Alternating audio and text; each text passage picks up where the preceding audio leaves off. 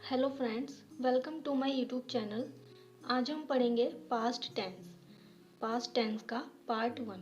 Past tense यानी भूतकाल। वह टेंस जो भूतकालीन समय का बोध कराते हैं पास्ट टेंस कहलाते हैं। इन वाक्यों के अंत में था, थे, थी आदि शब्द आते हैं। इसको हम एक बार नॉर्मली जान लेते हैं कि इजी वे में कि पास्ट टेंस होते क्या हैं। जो आपका बीता हुआ कल होता है ना, वो पास्ट होता है। अगर हम सिंपल वे में जाने तो आपका जो बीता हुआ कल होगा वो पास्ट होगा। फॉर एग्जांपल, अगर आपसे कोई कहते हैं कि आप अपने पास्ट के बारे में बताइए, तो आपके माइंड में एक ही थॉट आता है कि आप अपनी पिछली बातों को सोचने लग जाते हैं और वही बताने लगते हैं। जैसे अगर आपसे किसी ने कहा कि आप अपने पास्ट के बारे में बताइए, तो आप डायरेक्ट एक ही आंसर करेंगे कि मैं पहले स्कूल जाता था और स्कूल टाइम में मेरा इतना अच्छा स्कोर नहीं आया था, तो मैंने फिर भी कॉलेज में, जब मैंने कॉलेज में एडमिशन लिया तो वहाँ पर मैंने काफ़ी मेहनत की, जिसमें मैंने टॉप किया था। इस कॉलेज का मैं टॉपर था। तो ये सब आप पास्ट टेंस में बताते हैं। ओके। तो पास्ट टेंस क्या होते हैं? भूतकाल, यानी आपकी पिछली बातें, यानी बीता हुआ कल। तो उसको हम पास्ट टेंस के यूज़ से बनाते हैं। ओके। तो पास्ट टेंस जो होते हैं आपके, ये 4 तरह के होते हैं, यानी there are 4 types of past tense. Past tense के 4 प्रकार होते हैं। फर्स्ट होता है इसका past indefinite tense, second past continuous tense, third past perfect tense और फोर्थ होता है पास्ट परफेक्ट कंटिन्यूस टेंस। तो इन सभी टेंसेस को हम एक एक करके एक्सप्लेनेशन के साथ इन्हें हम पढ़ेंगे। तो अभी पास्ट इंडेफिनिट टेंस, इन सभी की एक बार पहचान देख लेते हैं कि क्या क्या पहचान होती है इनकी। पास्ट इंडेफिनिट की पहचान होती है जिन वाक्यों के अंत में ता था, ती थी, आ, ई, ए ये सब आते हैं। और पास्ट कंटिन्यूस की पहचान होती है जिन वाक्यों के अंत में रहा था, रही थी, रहे थे आते हैं।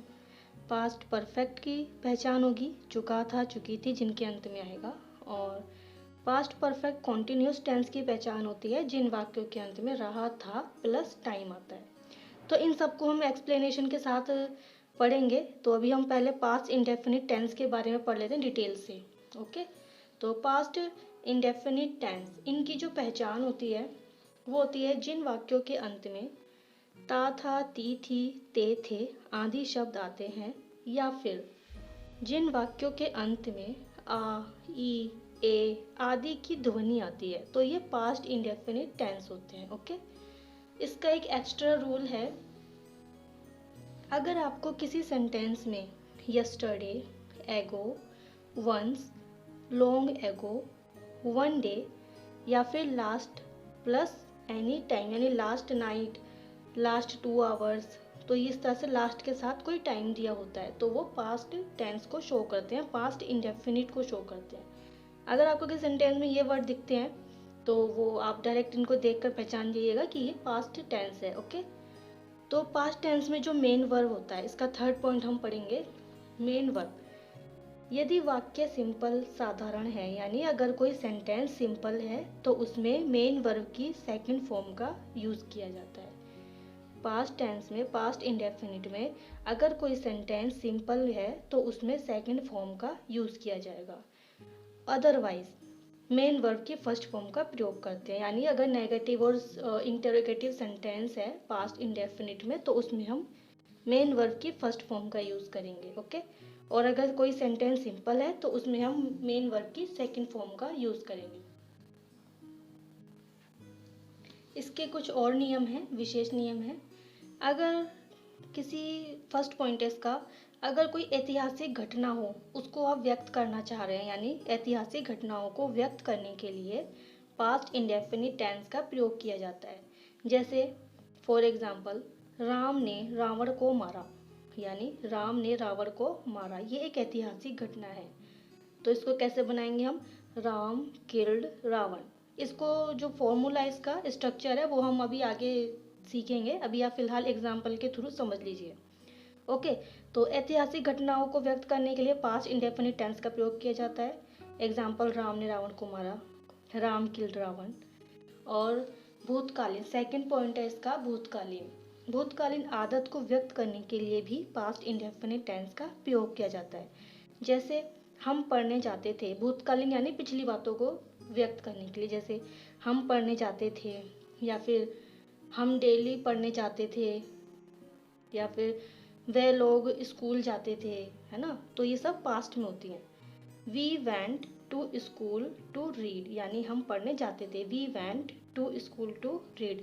भूतकालीन आदत मैंने अभी आपको स्टार्टिंग में बताया था कि अगर हम आप अपनी पास्ट की बातें बताते हैं तो वो सब पास्ट टेंस में ही लिखी जाते हैं। ओके, अब हम पढ़ेंगे सिंपल सेंटेंस।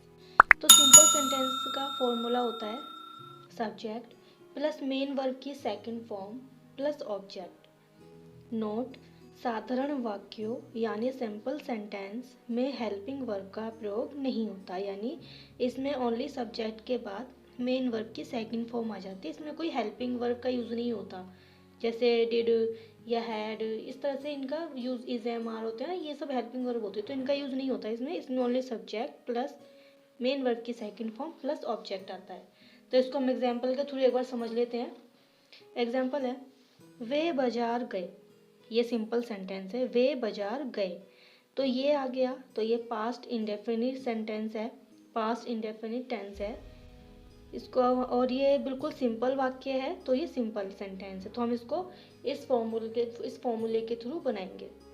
सब्जेक्ट, पहले सब्जेक्ट आएगा इसमें वे को इंग्लिश में बोलते हैं दे। उसके बाद आएगी मेन वर्ब की सेकंड फॉर्म यानी गए जाना, इनको इंग्लिश में बोलते हैं गो। तो इसकी सेकंड फॉर्म होती है went. They went to market, they went to market, वे बाजार गए, they went to market. Second बनाएंगे, एग्जांपल देखते हैं सेकंड। चिड़िया ने इधर उधर पानी तलाशा, चिड़िया ने इधर उधर पानी तलाशा। लास्ट में आ का स्वर आ गया, आ का ध्वनि आ गई, तो ये पास्ट इंडेफिनिट टेंस है, और ये क्योंकि सिंपल सेंटेंस इसलिए इसको सिंपल सेंटेंस के रूल के थ्रू बनाएंगे। सबसे पहले हम सब्जेक्ट लिखेंगे इसमें चिड़िया, द बर्ड, तलाशा, इसमें मेन वर्ब क्या है तलाशा यानी तलाशना, तो तलाशने को कहते हैं सर्च, और सर्च की सेकंड फॉर्म होगी सर्च्ड, ईडी लग जाता है इसमें।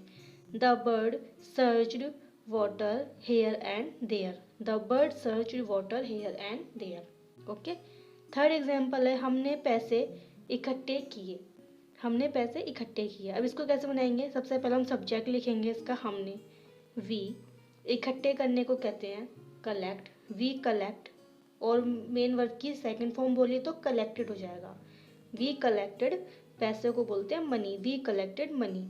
तो इसका सेंटेंस क्या बनेगा, हमने पैसे इकट्ठे किए, वी कलेक्टेड मनी। ओके, इसको आप एक बार मुझे कमेंट बॉक्स में बताइए कि आपने इसका क्या बनाया है, सेंटेंस को कैसे ट्रांसलेट किया, आप इसको एक बार मुझे कमेंट बॉक्स में रिप्लाई कीजिएगा। ओके,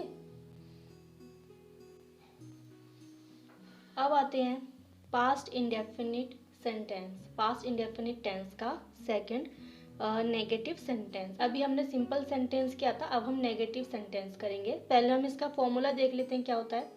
इसका फॉर्मूला होता है subject plus did plus note plus main verb की फर्स्ट फॉर्म प्लस ऑब्जेक्ट। इसमें सिंपल सेंटेंस में सब्जेक्ट के बाद सेकंड फॉर्म आई थी मेन वर्ब की, लेकिन इसमें क्या आ जाएगा, डिड नोट आएगा और उसके बाद मेन वर्ब की फर्स्ट फॉर्म आएगी।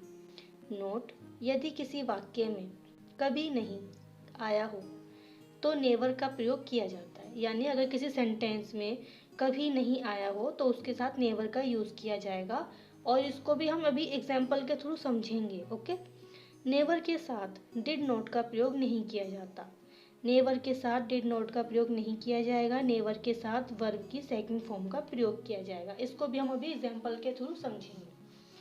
फॉर एग्जाम्पल, हमने टिकट नहीं लिए, हमने टिकट नहीं लिए, नहीं लिए ये पास्ट इंडेफिनिट टेंस है, नहीं आ गया तो ये नेगेटिव सेंटेंस है, और ये नेगेटिव सेंटेंस में ओनली नहीं आया, इसमें कभी नहीं आया नहीं है सिर्फ, तो इसको हम बनाएंगे इस फॉर्मूले के थ्रू।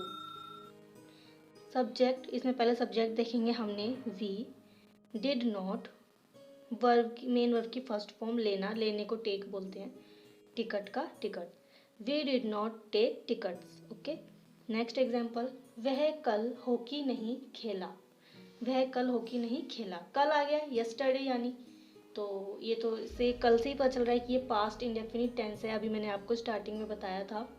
तो इसको हम बनाएंगे ही, सब्जेक्ट क्या है इसमें ही, डिड नॉट, खेलना प्ले, मेन वर्ब की फर्स्ट फॉर्म है ना खेलना प्ले, हॉकी यस्टरडे, क्योंकि कोई टाइम होता है ना, यस्टरडे कल, आज, परसों, उनको ना हम लास्ट में लिखते हैं बिल्कुल, या फिर स्टार्टिंग में लिखते हैं, तो इसको मैंने लास्ट में मेंशन किया है। He did not play hockey yesterday. Next, तुम स्कूल नहीं गए, तुम स्कूल नहीं गए। You did not go to school, क्योंकि सब्जेक्ट आ गया पहले, सब्जेक्ट क्या है, तुम, यू आ गया, डिड नॉट, उसके बाद मेन वर्ब की फर्स्ट फॉर्म आ गई जाना, go to school, you did not go to school. अब नेक्स्ट करते हैं, मैं कभी देर से नहीं आया, मैं कभी देर से नहीं आया। इसमें नहीं आ रहा है, पता चल रहा है नहीं आया, यानी ये पास्ट इंडेफिनिट टेंस है और इसमें नहीं आ गया तो ये नेगेटिव सेंटेंस हो गया, लेकिन इसमें यहाँ पे कभी आ रहा है। अभी मैंने आपको बताया था स्टार्टिंग में कि सेंटेंस में कभी नहीं आया हो तो उसमें नेवर का यूज़ किया जाएगा, और नेवर के साथ हम डिड नॉट का यूज़ नहीं करेंगे, बल्कि नेवर के साथ वर्ब की सेकंड फॉर्म का यूज़ करेंगे। तो हम इसको बनाएंगे, पहले सब्जेक्ट मैं, आई, कभी नहीं की इंग्लिश होगी नेवर। इस नेवर के थ्रू पता चल रहा है कि डिड नॉट हट चुका है, इसमें डिड नॉट नहीं आएगा। आई नेवर, मेन वर्ब की सेकंड फॉर्म आना, कम, कम की सेकंड फॉर्म होती है came, came late, I never came late, तो ये मैं कभी देर से नहीं आया, I never came late. Next, Radha ने नृत्य नहीं किया, राधा ने नृत्य नहीं किया, ये भी सिंपल है, आसानी से बन जाएगा, आप इसे बनाइएगा और कमेंट बॉक्स में बताइए कि आपने इसका क्या आंसर बनाया है, राधा ने नृत्य नहीं किया। और सेकंड, ये मैंने यह पुस्तक नहीं पढ़ी, आप इसको भी बनाइएगा, ओके, क्योंकि देखो सब्जेक्ट ये रहा, सिंपल है, ये भी सब्जेक्ट ये रहा, और इसमें इसके बाद डिड नॉट आ जाएगा, फिर मेन वर्ब की फर्स्ट फॉर्म आ जाएगी पढ़ना, पढ़ने को रीड बोलते हैं, और दिस बुक। तो इसको आप कमेंट, इन दोनों सेंटेंसेस को आप कमेंट बॉक्स में मेंशन करके बताइए कि आपने क्या बनाया है। और अगर आपको ये वीडियो पसंद आई हो, वीडियो को लाइक करें, शेयर करें और चैनल को सब्सक्राइब करें, ताकि आपको मेरी नेक्स्ट वीडियो की नोटिफिकेशन टाइम पर मिल सके। और अब मिलते हैं इसके नेक्स्ट पार्ट में, जिसमें हम इंटरोगेटिव और इंटरोगेटिव नेगेटिव सेंटेंस को समझेंगे, ओके। इतने आप इन वीडियो को पढ़ते रहिए और शेयर करते रहिए।